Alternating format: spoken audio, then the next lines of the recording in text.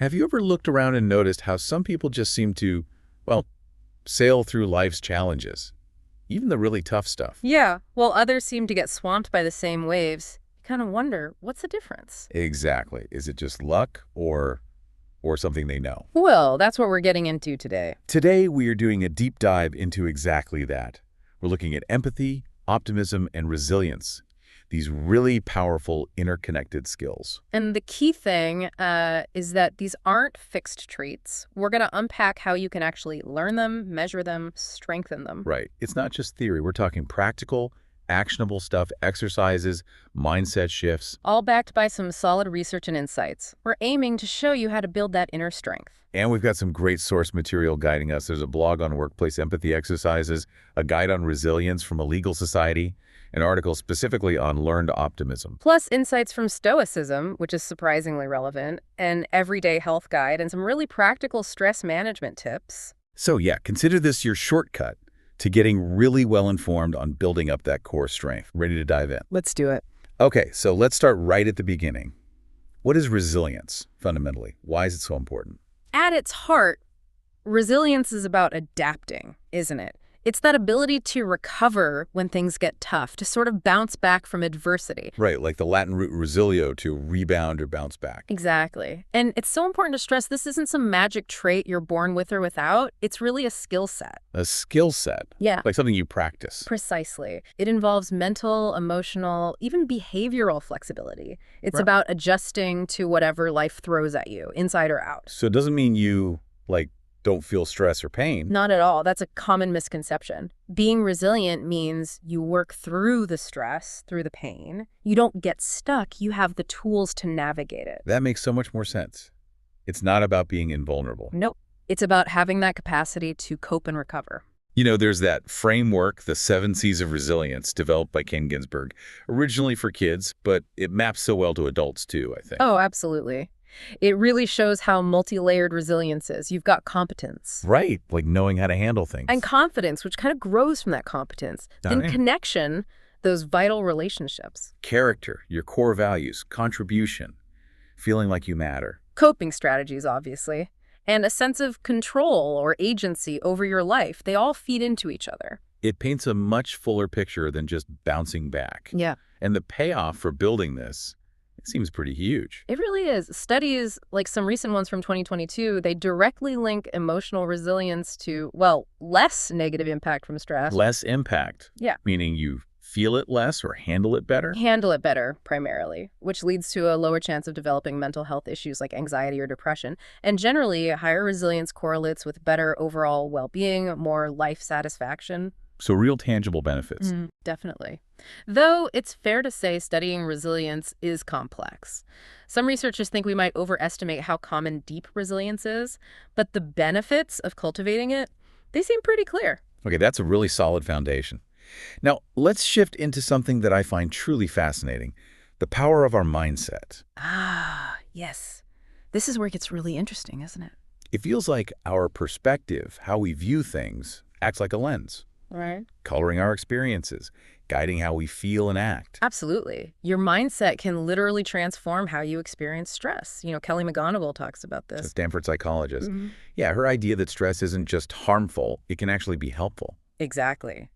That maybe our standard view of stress as this purely negative thing is actually, well, holding us back. There was that amazing study that really drove this home for me, the one about stress mindset. Oh yeah, the mock job interview study. Really compelling. Can you walk us through that? They had people watch different videos first, right? Right. Just a quick 3-minute video. One group saw a video framing stress as enhancing, helps you perform, rise to the challenge. The other group saw one framing stress as debilitating, it wears you down, hinders you. And then they all did a stressful mock job interview, standard stress test. Yep. And they measured key stress hormones afterwards. Cortisol, which we usually associate with fight or flight, mobilizing energy. And sometimes suppressing things like the immune system short term. Correct. But they also measured DHEA. Now, DHEA is interesting. It's a neurosteroid that actually helps the brain grow from stress. It kind of buffers cortisol's negative effects, boosts immunity, helps repair. So it's sort of a growth hormone related to stress. In a way, yeah. And here's the kicker. Everyone's cortisol went up during the interview. As you'd expect, stress happened. Okay. But the people who watched the stresses-enhancing video, they actually performed better in the interview. Wow. And crucially, they produced more DHEA relative to their cortisol. So their bodies responded differently based purely on the mindset primed by that short video. Exactly. And that higher DHEA ratio, it's linked to lower risks of anxiety, depression, heart disease. It suggests our belief about stress directly influences our physiological stress response. It's profound. That is just astounding. So let's bring this home for the listener. What does this mean for you listening right now? How do you usually think about stress? What words do you use? And how does that belief actually feel in your body? Does it feel like a threat, or could it feel like energy you can use? So the idea isn't to magically eliminate stress. No, not at all. That's usually impossible, right? The goal of this embracing stress mindset is to get better at stress, to change how you relate to it. How does that work? How do you get better at stress? By shifting your mindset, seeing it not just as a threat, but potentially as a challenge or even a source of energy and meaning. This shift empowers you. It makes your body more of a resource in stressful times rather than just being depleted by them. Okay, I can see how that shift in mindset could be incredibly powerful for resilience. And it feels like that naturally leads us into optimism, doesn't it? It absolutely does. Optimism is often the engine driving that resilient bounce back. So defining optimism, Yeah. it's more than just wishful thinking, right? It's believing good things are likely to happen. And importantly, believing that you have a role in making them happen. There's an element of agency there. And the benefits of cultivating this kind of learned optimism are just staggering when you list them out. They really are. We're talking better physical health links to improve cardiovascular outcomes, even better outcomes with cancer, and overall lower mortality. Seriously, just from being more optimistic. The correlations are strong.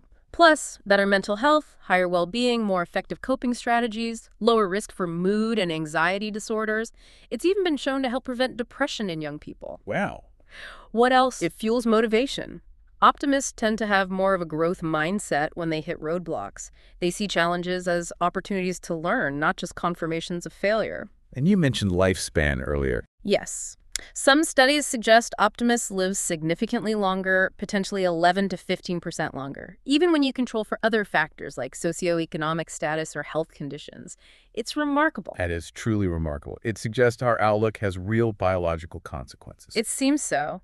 Lower stress levels, faster recovery from setbacks, it all adds up. But okay, let's be real. What about someone who's naturally more pessimistic, or someone facing genuinely difficult circumstances? Does telling them to be optimistic risk sounding, well, a bit dismissive or like toxic positivity? That's a really crucial point and a fair question. Learned optimism isn't about putting on rose-tinted glasses and ignoring reality. It's not about denying problems exist. Okay, so what is it about then? It's about how you explain those problems and setbacks to yourself. It's about focusing your energy on what you can control and influence, looking for solutions, and maintaining belief in your ability to cope and move forward. It's pragmatic, not Pollyanna-ish. Got it. It's about the internal narrative. And Martin Seligman, the positive psychology researcher, he actually broke down these different explanatory styles, didn't he? He did. He identified 3 key dimensions where optimists and pessimists differ in explaining bad events: permanence, personalization, and pervasiveness. Okay, break those down for us. Permanence. Optimists tend to see setbacks as temporary. This is a tough phase, or this project hit a snag. Pessimists often see them as permanent fixtures. It'll always be like this. I always mess up. Right. And personalization. Optimists often look at external factors when things go wrong. Maybe the circumstances were difficult. Maybe someone else dropped the ball. Pessimists tend to blame themselves automatically. It's all my fault. Ah, okay. And the last one, pervasiveness. Optimists tend to compartmentalize. A failure in one area is just that, a failure in one area. I didn't do well on that test. Pessimists often let a failure in one area bleed into everything. I'm just not smart. I'm a failure. Seeing it laid out like that makes the difference really clear. It's about the scope and duration of the negativity in your explanation. Exactly. And the most empowering part is that Seligman strongly believed, and research supports, that this explanatory style isn't fixed. Optimism is learnable. Regardless of where you start. Regardless, it's about consciously developing the skills to challenge those automatic negative thoughts and choose a more constructive interpretation. It's a mental muscle you build. Okay, so this is where the rubber meets the road. We've talked about resilience, mindset, optimism. How do we actually do this? Let's get into the toolkit. Perfect. Let's start with Seligman's own model for building that learned optimism, Yeah. the ABCDE model. It's a really practical way to challenge those pessimistic thoughts in the moment. A, B, C, D, E. Okay. What do they stand for? A is for adversity. That's Yeah. the situation, the challenge, the thing that happened. Okay, the trigger. Exactly. B is for belief. This is your immediate, automatic interpretation of the adversity. What thought pops into your head? Right, that internal explanation we just talked about. Precisely. C is the consequence. How does that belief make you feel? What actions does it lead to? So adversity, belief, consequence. Yeah. That makes sense. What are D and E? D is the crucial step. Disputation. This is where you actively argue against your negative belief.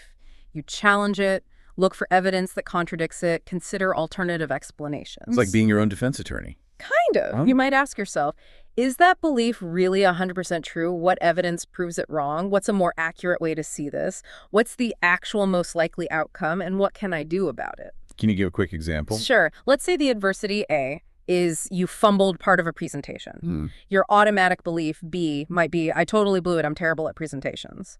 The consequence, C, could be feeling ashamed, wanting to hide. Disputation D would be challenging that. Okay, wait. Did I totally blow it? No, that one slide was rough, but the Q&A went well, and the client seemed engaged during the demo. That terrible at presentations part isn't accurate. I've given good ones before. More accurate view is I hit a bump on that slide, but the rest was strong. The likely outcome is they remember the good parts, and I can practice that tricky slide more for next time. Ah, I see. You're actively reframing based on evidence. Exactly. And E is for energization. After you successfully dispute the negative belief, you feel better, more motivated, and ready to move forward constructively. You've shifted your energy. That's a really powerful, structured approach. I can see how doing that consistently could really rewire your thinking patterns. It really can, and it connects perfectly to Carol Dweck's work on growth mindset versus fixed mindset. Right. A growth mindset is believing your abilities aren't set in stone, that you can develop them through effort, learning, persistence. Whereas a fixed mindset assumes your talents and intelligence are innate gifts. You either have them or you don't. We really need to tackle some myths here, don't we? Like the idea that talent is just something you're born with. Absolutely. Deliberate practice, strategy, seeking feedback, that's what builds expertise far more than raw talent. And failure. A fixed mindset sees failure as proof you lack ability. But a growth mindset sees failure as what? As information, as a necessary part of learning. It signals you need to try a different strategy, work harder, learn something new. It's not a verdict on your worth. And the science backs this up, right? Neuroplasticity. Totally. Yeah. Your brain isn't fixed. When you learn new things, practice, push yourself, you literally form new neural connections. Your brain physically changes and adapts. It's like carving new pathways. It's incredible. And it links to how we praise people too, doesn't it? Praising effort versus innate ability. Yes. Praising effort, you worked really hard on that, fosters a growth mindset. Praising innate ability, you're so smart, can actually encourage a fixed mindset, making people afraid to tackle challenges where they might fail and disprove their smartness. Fascinating stuff. Okay, so we have the ABCDE model, the growth mindset. What other practical exercises can people use? Well, the AHEAD app source offers some excellent, very concrete exercises for building both empathy and resilience, split into foundational daily practices and advanced ones for tense situations. Okay, let's hear the foundational ones first. Things you can do every day. Right. First, the perspective shift exercise. If a colleague does something that bugs you, consciously pause and ask yourself, what might be going on for them that I can't see? Try to step into their shoes mentally. It often diffuses your own frustration. Simple but powerful. What else? The emotion naming technique. Just silently acknowledge and label your feeling. Okay, I'm noticing anxiety, or there's some anger here. Research suggests just naming the emotion can reduce its intensity significantly, maybe even by up to 50%. Wow, just naming it. Yeah, it engages a different part of your brain. And third, active listening practice. This means really focusing on understanding the other person, not just waiting for your turn to talk or planning your rebuttal. Then, summarize what you heard to confirm understanding. Makes the other person feel genuinely heard, I bet. Exactly. It builds connection and reduces misunderstandings. Okay, those sound great for daily practice. Yeah. What about the advanced techniques for when things get heated? Right, for those high-tension moments. One is the pause, breathe, respond method. When you feel triggered, consciously create space. Pause. Take 3 deep breaths. Then respond thoughtfully rather than reacting instinctively. Buys you time to get your prefrontal cortex back online. Precisely. Another is compassionate boundary setting, using phrases like, I understand this is important and I want to find a solution. Can we continue this when we've both had a chance to cool down, think it through? It validates their concern while protecting your own emotional state. Assertive, but respectful. I like that. Then there's the empathy question framework, asking things like, help me understand what success looks like for you here, or what's most important to you about this issue. It shifts the focus from positions, I want X, to underlying interests. Why do I want X? Opens up possibilities for finding common ground. Yes. And related to that is shared goal visualization, explicitly stating a common objective, like, okay, we disagree on the approach, but we both want this project to succeed, right? This reminds everyone you're ultimately on the same team. Activates those cooperative brain networks, the source said. Exactly right. These are incredibly practical. And, it's interesting how some of these modern techniques echo ancient wisdom, like Stoicism. Absolutely. Stoicism isn't about being cold or emotionless, despite the modern misuse of the word. It's a very practical philosophy for building emotional resilience. And the core idea is distinguishing what's in your control from what isn't. That's the heart of it. As Epictetus said, some things are in our control and others not. You can control your thoughts, judgments, actions, reactions. You cannot control external events, other people's actions, outcomes. So focus your energy where it actually makes a difference on your own responses. Exactly. Stoics practice things like daily reflection on their actions, journaling to analyze their thoughts, and even negative visualization. Negative visualization. That sounds, well, negative.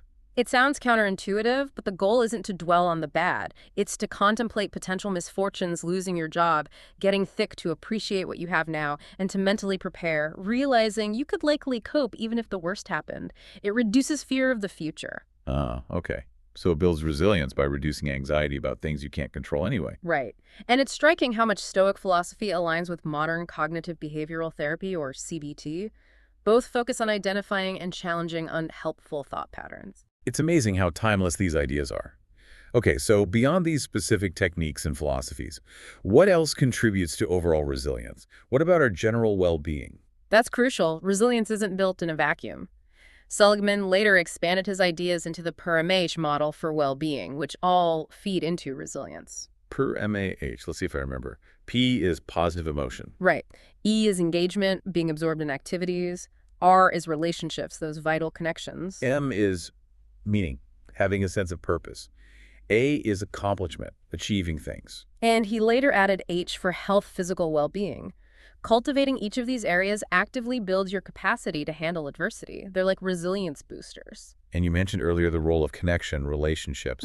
There's a hormonal aspect too, right? Oxytocin? Yes, we always hear about cortisol and adrenaline and stress, fight or flight. But stress also triggers oxytocin, the cuddle hormone.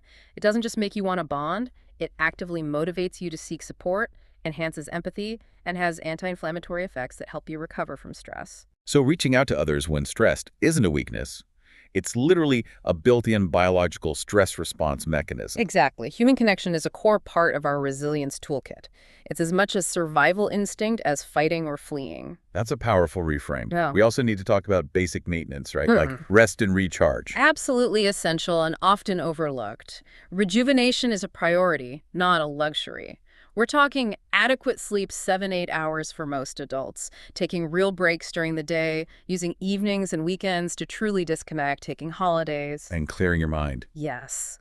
That might be through mindful pauses, exercise, which is a great stress reliever, or engaging hobbies, things like puzzles, knitting, gardening activities that focus your mind differently. What about structure and boundaries? In our always-on world, that seems key. Hugely important. Setting clear boundaries between work and life, protecting your focus time from distractions, simplifying decisions where possible so you don't get decision fatigue. Externalizing things too, like to-do lists. Yes, getting thoughts and tasks out of your head and onto paper or into an app. Planning your day or week can also provide a sense of control and reduce overwhelm. And finally, not trying to do it all alone. Crucial. Leverage your resources. Talk to supportive colleagues, find a mentor, lean on friends and family, and don't hesitate to seek professional help from therapists or counselors when needed. Building resilience is a team sport sometimes. Building on that, there's some great, straightforward stress management tips that feed directly into resilience. Like practicing Pollyanna power for every setback, consciously list several things you're grateful for. Shifts perspective instantly. And learning to say no to overcommitment. That sounds simple, but gosh, it can be hard in practice. I know I struggle with that one sometimes. Any quick tips for the serial yes people listening? Oh, that's a common one. I think the key is reframing it. You're not just saying no to them, you're saying yes to something else that's important. Maybe your well-being, your existing priorities, even just sanity. Start small. Protect chunks of your time. Remember, no is a complete sentence, or you can offer alternatives. I can't do X, but I could do Y. It gets easier with practice, honestly. Good advice. Yeah. Saying yes to your own capacity first. What else? Doing one thing at a time, being present. Turning demands or needs into preferences where possible, asking, is this really essential right now? Forgiving yourself and others, letting go of grudges. Eliminating that harsh inner critic, that destructive self-talk we discussed, and basic things like actually taking a lunch break, stepping away, finding moments of quiet introspection. It all adds up. It really does. And it's vital to remember, resilience isn't a destination you arrive at and stay forever. It's an ongoing process. I mean, you'll still have bad days. Of course. You'll feel more equipped for some stressors than others. You'll have times you feel overwhelmed. But the goal is to have built the awareness and the toolkit to navigate those times, to keep practicing, keep strengthening that muscle. It's dynamic. That's a really important final point. It takes the pressure off being perfectly resilient. Exactly. It's about progress, not perfection. So as we wrap up this deep dive, the big takeaway seems clear. Resilience, empathy, optimism, these aren't just personality traits you're stuck with. Not at all. They are dynamic skills, muscles you can consciously choose to build and strengthen over time. And it doesn't always require huge leaps, does it? Small, consistent steps, practicing perspective shifts, challenging one negative thought, reaching out for support, those can lead to really significant changes in how you experience challenges and, well, life in general. Absolutely. So maybe the final thought for everyone listening is this. How might consciously choosing to practice bouncing back, maybe starting with just the small, everyday stressors, begin to reshape your entire experience? What new possibilities might that open up for you?